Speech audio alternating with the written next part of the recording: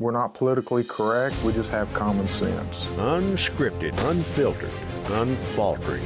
Show of Support's Hunt for Heroes offers tributes and true stories of remarkable courage. If these terrorists could come in your bedroom and kill you, your wife, and your kids, and that's what these men are fighting to protect us from, these murdering idiots, and they're taking them out so that we don't have to deal with them over here. Show of Support started it all just after the shock and awe bound a nation together. Now, years of footage portraying wounded veterans, deer stands, and standing ovations. Hunt for Heroes, that started as one man's way to say thanks, is now a series that many say is way overdue. I ain't never felt like that before, and I want to feel that again. It's just a raw emotion. They left us being loved and being honored for the heroes that they are. We still have 40,000 injured troops. If you threaten our people and our way of life, we will find you wherever you may be hiding, in the place you feel most safe, and we'll kill you in your own bedroom. Thank you for being a country worth fighting for. God bless you, and God bless the United States of America. It's going to take a while to get around to all of them, but there's no quitting. It'll never stop as long as I'm breathing. Show of Support Hunt for Heroes is made possible through a partnership with Pioneer Natural Resources, Boss Blinds, Caltech, Tico Field Service, Double J Ranches, and CBT Charities.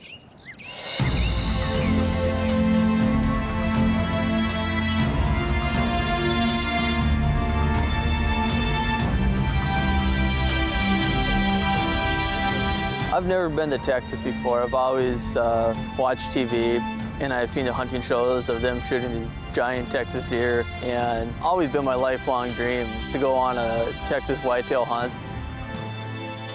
I got the call 2 days before Christmas saying I was selected to come on this hunt, and I said, well, heck yeah, I want to come. I was like, this is the best Christmas present ever.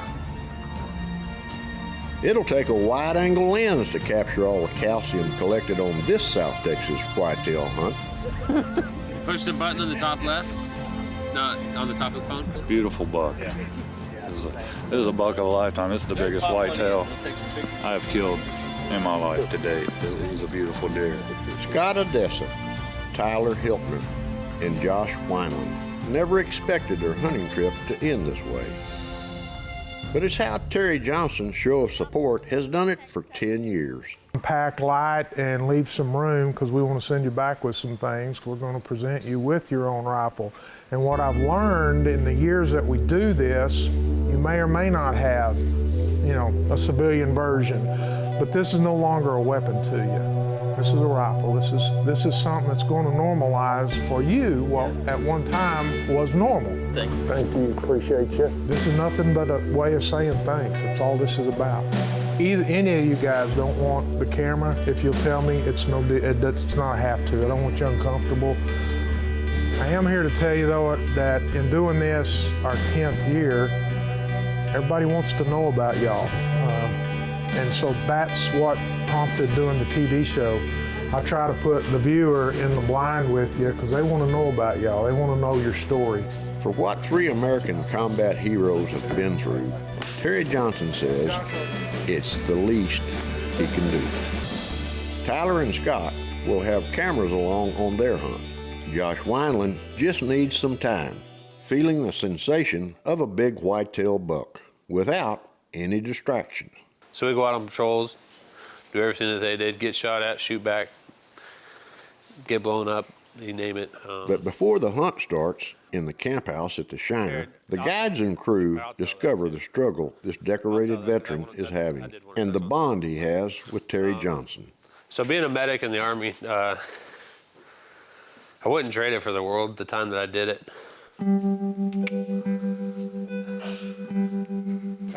Josh just told you he was a medic. He and his buddy were on the floats when we had our crash last year. So Josh has been through a lot. I've been through a lot with Josh. I've always said I don't know what these guys go through. I don't know what their brotherhood's about. I'm highly envious of it and I respect it on the outside looking in. For little to Abbotsworth. I walked up on my war scene that night, my battlefield that night when I walked up on that railroad crossing and saw the things that I saw and these guys see every day. But to see Josh lose his best friend right there, he'll just always have a special place in my heart. So I love you like a brother. Right back at you, man.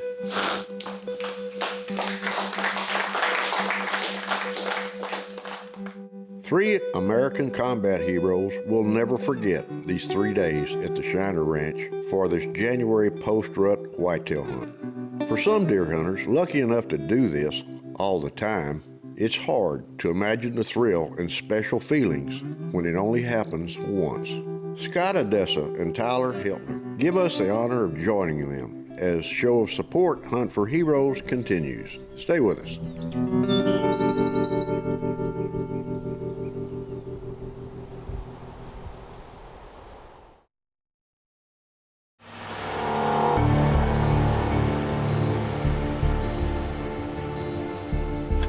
I started hunting in, I think about 2005. My father-in-law gave me a rifle, and it was a 243, and that was my first experience hunting, and I haven't given it up ever since. It may be January, the middle of winter in most of the world, but in South Texas, this could mean 80 degrees.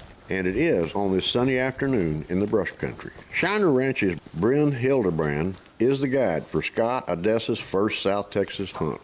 No sooner did I get here, they presented me with my brand new Ruger 25-06. They told me I was going deer hunting that night. I thought I was just gonna come here and go shooting in the morning, but they said, no, get your stuff on, and he gave me all this stuff and said, hey, we're going hunting. I was like, oh man, I'm ready to go. I joined the Navy in 1992 at a high school, and the reason I joined the Navy is because I wanted to see the world. I definitely got to see my fair share of the world. The Navy takes you some nice places, and then they take you to some really unnice places like Afghanistan and Iraq. My job in the Navy was a corpsman, and I treated a lot of Marines and sailors, from gunshot wounds to amputations, you name it. If it was shot, I probably treated it. Scott fails to mention the injuries he received while scrambling to save the lives of American Marines. His field medical unit took a direct hit from an enemy mortar and later was hit by a suicide bomber. Scott also fails to mention the fact that while badly injured himself, he found the strength to save the others who can now, years later, credit their very survival to this man. We saved a lot of lives, and you prepare yourself for the next day and what's going to come through that door. It's getting late in the evening, and in typical Shiner Ranch fashion, there's any amount of deer out there. Then, Bryn points out a buck coming in from the far right.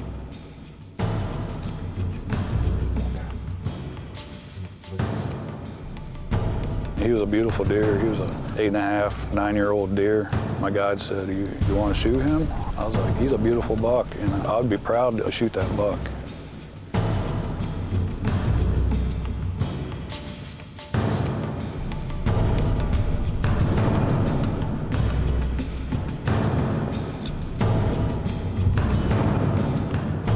I was like, oh man, my heart started racing. I was like, I couldn't wait. Bryn tells Scott to take his time. For a man who can keep his cool in combat, it's amazing what a whitetail buck can do to the nervous system. This buck isn't going anywhere. He's showing no signs of alarm, so they wait for only the most perfect broadside clear shot. Their only concern is losing daylight.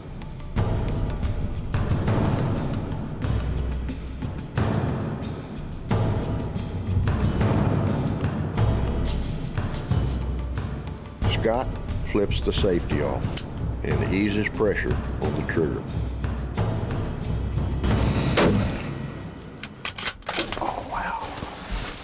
That's a great job. Good shot, man. Thank you. Good job. It's a good deer. He's a great buck. I'm happy.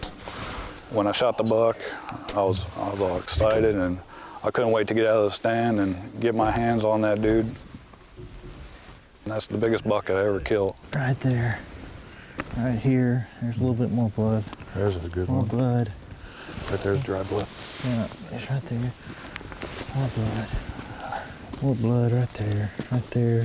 From the prickly pear flat to the high grass, Bryn and Scott follow the last trace of life for one big South Texas buck. There he is, right there. Oh my God, he didn't go far. Oh, wow. Turn off this flashlight. Oh, look at this deer. Good This job. is nice. It's a beautiful buck. I like the way his tines come really close, they almost touch. A white-tailed buck they almost stumbled over in the faded light of a January evening. Nice. Bryn gives him plenty of time to absorb this moment, for he knows that soon Scott will be on a plane with a cooler full of meat and a head full of memories.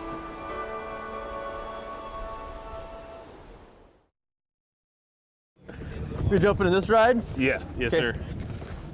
I'm gonna go ahead and do just to make it easier. Oh, you can ride front seat. No, I'm putting my clothes in the back. Oh, okay. I grew up in North Dakota my whole life. Me and my dad hunting and fishing. It was a great part of my life. I look forward to deer season. Look closely. It's a hunt that doesn't begin well. Tyler Hiltner and his guide are excited to get to the blind, but a brand new gun case makes a less than desirable speed bump. Did I run something over? No. Oh, what'd you run over? Case. Oh. I think I just clipped it. It doesn't look damaged. I didn't realize the thing was still sitting there. Testament to the quality. Oh, shit. Testament to the quality of a good case. Shiner Ranch hunting guide Mike Shipley hopes the rest of the hunt goes a little bit better. Back home, you're bundled up in Carhartt, your winter boots. You look like the Goodyear man. You got so many clothes on. I come down to Texas and I'm in January, and it's 80 above right now, sunny blue sky. I mean, it's amazing. I'm wearing a long sleeve shirt and it's almost too much.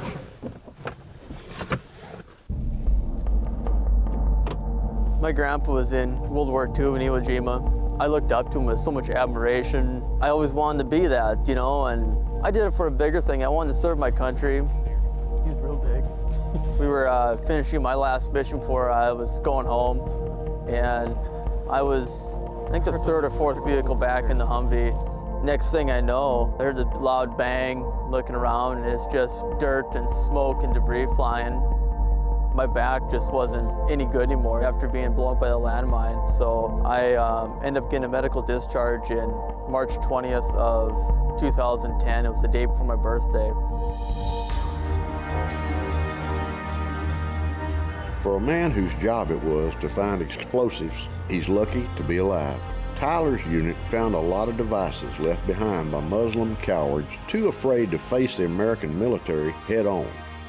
That's one of the reasons this American hero is enjoying the peace and quiet of a typical South Texas evening. On the plane ride down, I honestly couldn't sleep. My mind was so focused on coming here, and just different thoughts running through my head. What kind of deer would I see?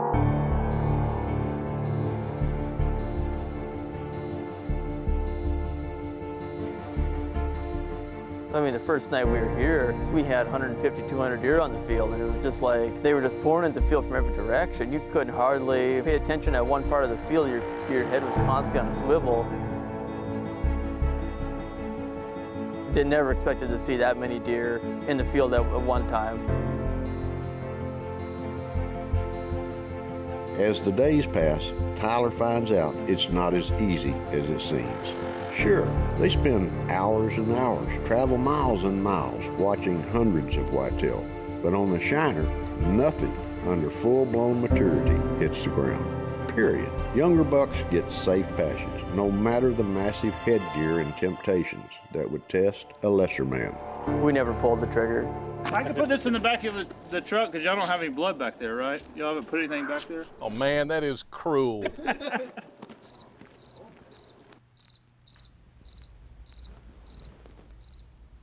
We go on the next morning, and we're sitting there, and I look over, and there's a couple bucks walking out of the grass, and I pull my binoculars up, got my guide's attention, and he looks, and he goes, "Hey, that's the deer we're after this morning." Mike settles Tyler down and gets him prepared for what could be a long wait. And it does turn into a long wait. They watch carefully as the buck turns from one side to the other, and other deer filter into the opening from behind the buck. It wouldn't be the first buck, but it'll be his biggest for sure.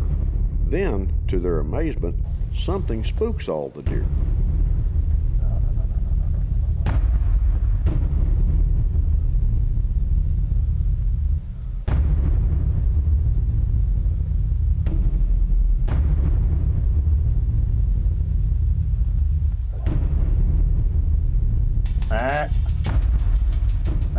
When I seen him going into the brush, I knew he just wasn't, there was no coming back. He was heading in and he wasn't coming back. And I had this feeling in my stomach like, man, we just good one was right there. He was so close, but still thinking that he's still out there. That's what's really neat. Tyler Hiltner has one more chance to find a mature buck in South Texas as Show of Support Hunt for Heroes continues. Stay with us.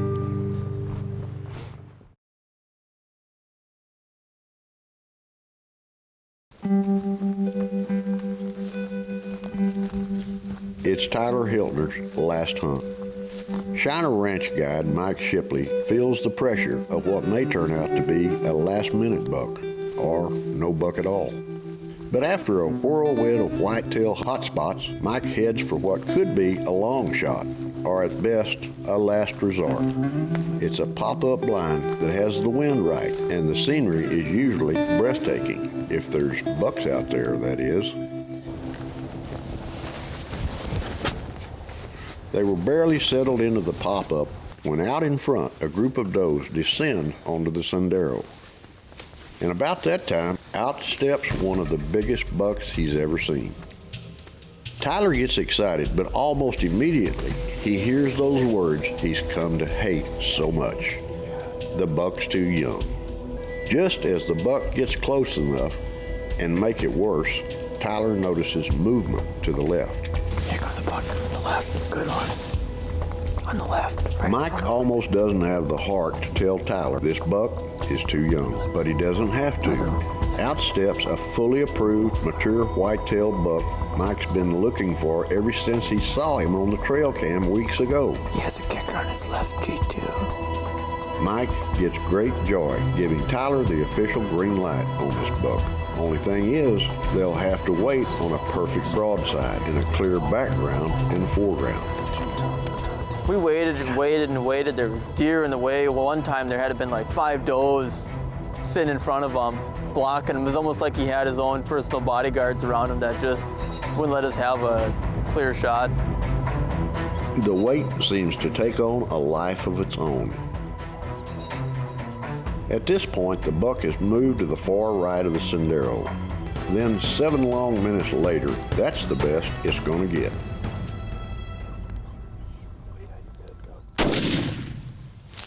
You missed him. What? Reload. He's quartering away. Aim right behind his shoulder. Which one? All the way to the right. He's walking. You hit him that time. Okay, he's laying right in the grass there. You see him? Yeah, I can see his head.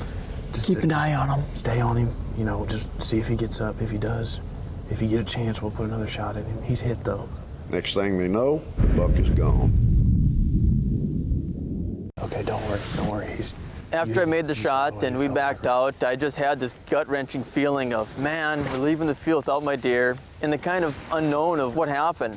And we get back and everybody heard my 2 shots, so they obviously knew something happened. Keep everybody back by the truck and let the dogs have a chance to work and figure out the trail.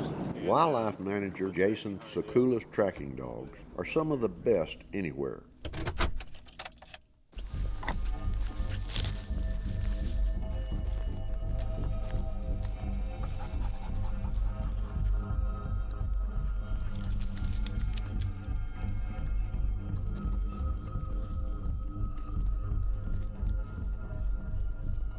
After a long hike and no encouraging signs of the dog's movement on the GPS, Tyler is worried. We haven't seen anything that's going to point us in the right direction so far. We should go back and start at square one and look around. Then, the faintest distant sound changes everything. You hear that? They're far away.